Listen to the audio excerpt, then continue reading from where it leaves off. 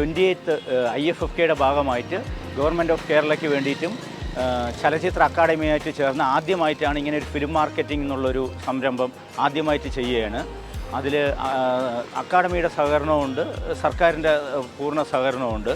ഇത് വെള്ളിയാഴ്ച വരയ്ക്കും കണ്ടിന്യൂ ചെയ്തു പോകും. ഫിലിം മാർക്കറ്റിംഗ് എന്നുള്ളത് ഫിലിം എങ്ങനെ മാർക്കറ്റ് ചെയ്ത് വെളിയിൽ വിദേശത്തുമൊക്കെ അയക്കാമെന്നുള്ളൊരു കൺസെപ്റ്റിലൂടെ. അപ്പോൾ നമ്മളിപ്പോൾ ഇവിടെ പ്രൊവൈഡ് ചെയ്യുന്നത് ഒരു വ്യൂയിങ് റൂമാണ്. ആ വ്യൂയിങ് റൂമിൽ ഇപ്പോൾ കണ്ടൻറ്റ് ഒരു ചെയ്തു വെച്ചൊരു content, whether it is feature film, children's film, documentary or short film കൊണ്ടുവന്നാൽ നിങ്ങൾ ഇവിടെ വരുന്ന ക്യൂറേറ്റേഴ്സിനും ഇവിടുത്തെ ബന്ധപ്പെട്ട ആൾക്കാരെയും ഫിലിം ഫെറ്റർനിറ്റീസും റൈറ്റേഴ്സ്, ക്രിട്ടിക്സ്, എഴുത്തുകാർ, ഡയറക്ടേഴ്സിനെയൊക്കെ കൊണ്ടുവന്ന് ഇവിടെ വ്യൂ ചെയ്തിട്ട് ഇവിടെ തന്നെ നമ്മൾ വേറെ ഒരു ഡിസ്കഷൻ റൂമും ഒരു ഇൻ്റർവ്യൂ റൂമും അറേഞ്ച് ചെയ്തിട്ടുണ്ട്. അവിടെ വെച്ച് നിങ്ങൾക്കിത് മാർക്കറ്റ് ചെയ്യാനുള്ളൊരു ചാൻസ് നിങ്ങൾക്ക് കിട്ടും. അത് മെയിനായിട്ട് ഇപ്പോൾ നമ്മൾ യങ്സ്റ്റേഴ്സിനും പുതുമുഖ സംവിധായകരെ ഉദ്ദേശിച്ചാണ് ചെയ്ത് തുടങ്ങിയത്. അത് നമ്മൾ ഉദ്ദേശിച്ച പോലെ തന്നെ ഒരു 90-95% യങ്സ്റ്റേഴ്സും ഫസ്റ്റ് ഫിലിം ഡെബ്യൂ ഡയറക്ടേഴ്സുമാണ് കൂടുതലായിട്ടും വന്നിട്ടുള്ളത്. വളരെ നല്ല പ്രതികരണമാണ് ഉണ്ടായിട്ടുള്ളത്. ഇത് ചെറിയൊരു നോമിനലായിട്ടുള്ളൊരു ഫീസ് മാത്രം ഈടാക്കിയിട്ടാണ് നമ്മളിത് ചെയ്തിരിക്കുന്നത്. അപ്പോൾ നമ്മളിത് ഫസ്റ്റ് ടൈം ആണെങ്കിലും അടുത്ത വർഷം തൊട്ട്, അതായത് 29th IFFKയിൽ വളരെ വിപുലമായ രീതിയിൽ ക്യൂറേറ്റേഴ്സിനും പിച്ചിങ് എന്ന് പറയും, ഇതിന് പിച്ചിങ് അങ്ങനെയുള്ള ഇത് വെച്ച് KSFDC തന്നെ അത് പ്രൊവൈഡ് ചെയ്ത് കുറച്ചുകൂടെ വിപുലമായിട്ട് നടത്താമെന്നുള്ളൊരു ഇതാണ് KSFDCയുടെ ഒരു ഉദ്ദേശം. KSFDC എടുത്ത ഈ ഒരു ഇനിഷ്യേറ്റീവിനെ ആദ്യമായി ആത്മാർത്ഥമായിട്ട് അഭിനന്ദിക്കുകയാണ്. കാരണം ഇപ്പോൾ 3 ദിവസമായിട്ട് ഞാൻ ഇവിടെ ഉണ്ട്, 3 സിനിമകളും കണ്ടു. അപ്പോൾ എങ്ങനെയാണ് ഈ പ്രതികൂല സാഹചര്യത്തിൽ ഒരു ഫിലിം മേക്കർക്ക് അയാളുടെ ഫിലിം സെല്ല് ചെയ്യാൻ പറ്റുക? അപ്പോൾ ഓരോ പോക്കറ്റുകളിൽ നിന്നുകൊണ്ട് നമ്മൾ ആലോചിക്കുകയും നമ്മളത് പല ചതിക്കുഴികളിലുമൊക്കെ വീണു പോവുകയും ആ പർട്ടിക്കുലർ സമയത്താണ് ആ സിനിമ മാർക്കറ്റ് ചെയ്യപ്പെടേണ്ടത്. അപ്പോൾ അത് ഇരിക്കും തോറും അതിൻ്റെ വിപണന സാധ്യത കുറയുകയാണ്.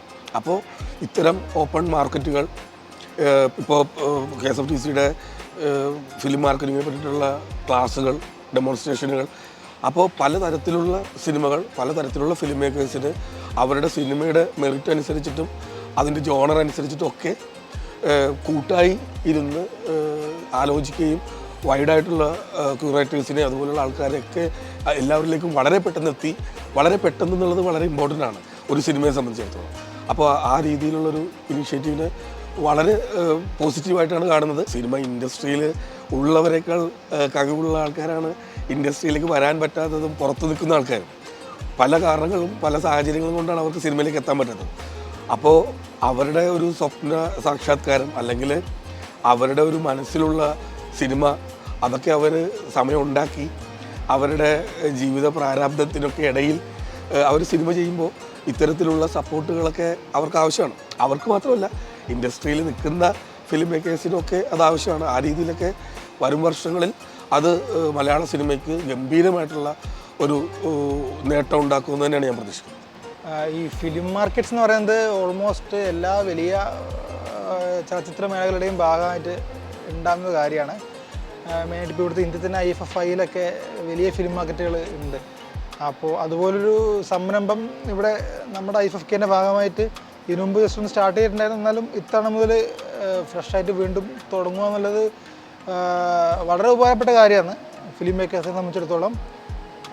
ഇത്തവണ അതിൻ്റെ ഒരു എന്താ പറയുക, ഫസ്റ്റ് ഫിലിം മാർക്കറ്റ് എന്നുള്ള രീതിയിൽ അതിൻ്റെ ഒരു സ്റ്റാർട്ടിങ് സ്റ്റേജിലാണ്. ഇനി മുമ്പോട്ട് കുറേ വരാനുണ്ട്. അത്ര ഇതിൻ്റെ അകത്ത് സെലക്ഷൻ കിട്ടാത്ത സിനിമകളോ അല്ലാത്ത സിനിമകളോ ഇവിടെ ഷോക്കേസ് ചെയ്യാൻ പറ്റുന്ന ഒരു വലിയ കാര്യമില്ല. അതിപ്പം നമ്മളെപ്പോലുള്ള ആൾക്കാർ ഇവിടെ വരുമ്പോഴത്തേക്ക് നമ്മളെ വിളിച്ചുകൊണ്ട് സിനിമ കാണാനും പലർക്കും കാണിച്ചു കൊടുക്കാനുമുള്ളൊരു സൗകര്യം ഉണ്ടാക്കുക എന്ന് പറയുന്നത് അതൊരു വലിയ സംഭവം തന്നെയാണ്. അപ്പോൾ പുതിയ ഫിലിം ബസാറിൻ്റെ ഒരു ഭാഗമായിട്ട് അങ്ങനെ ഒരു സംഭവം വന്നത് തന്നെ നല്ല കാര്യമാണ്. സാധാരണ ഫിലിം ബസാറിൽ ചെല്ലുമ്പോൾ നമുക്ക് പല സ്ഥലത്തും എങ്ങനെയെന്ന് വെച്ചാൽ ചെറിയ ചെറിയ ക്യൂബിക്കിൾസൊക്കെ ഉണ്ട്, അവിടെ ഇരുന്ന് കാണാനുള്ള സൗകര്യങ്ങളുണ്ട് പല പടങ്ങളും. ഇതിപ്പോൾ കുറച്ചും കൂടെ വലിയൊരു സ്ക്രീനും ചെറിയൊരു മിനി തിയേറ്റർ തന്നെയാണ് ഇവിടെ ഒരുക്കിയത്. അത് വലിയ കാര്യം തന്നെ. അപ്പോൾ പലർക്കും അവരുടെ പല പടങ്ങളും ഇവിടെ കാണിക്കാം, അവരുടെ ഡോക്യുമെൻ്ററീസ് ഉണ്ടെങ്കിൽ അങ്ങനത്തെ ചിലപ്പോൾ സിനിമകൾ കാണിക്കാം. വളരെ നല്ലൊരു കാര്യമാണ്. ഇത് തുടരണം.